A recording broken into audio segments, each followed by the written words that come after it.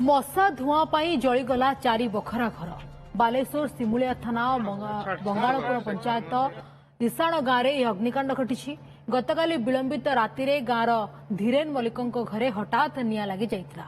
खबर पाई दमकल बाहिनी पहुंची निआं को आयत्त करथिले। अग्निकांड रे एबे अमल होई घरे थिबा 10 क्विंटाल धान समेत लक्षाधिक टंकार संपत्ति नष्ट हो जाइछि।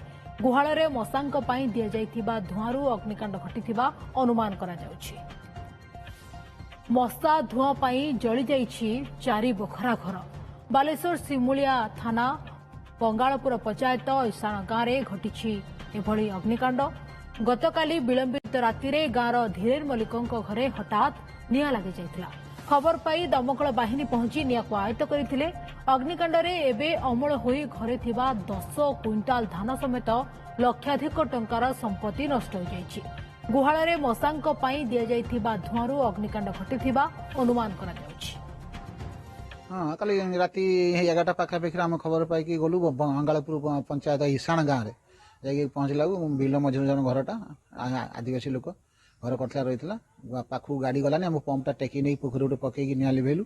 4 बखरा तार घर और धान चाउल बहुत तार क्षति होती। साइकेल फाइकेल सब पड़ी अलग टीवी फ्री किसी ना पचारू केमी निआं लगला सी मौसा कहले शोला बेले आम जो धुआं देखी शुलु मशा धुआं से सी उठिकी निआं लगी देखी ना किसी जिन काढ़ी पार ना कारण बिल मझे कई लोक जाना बहुत तार क्षति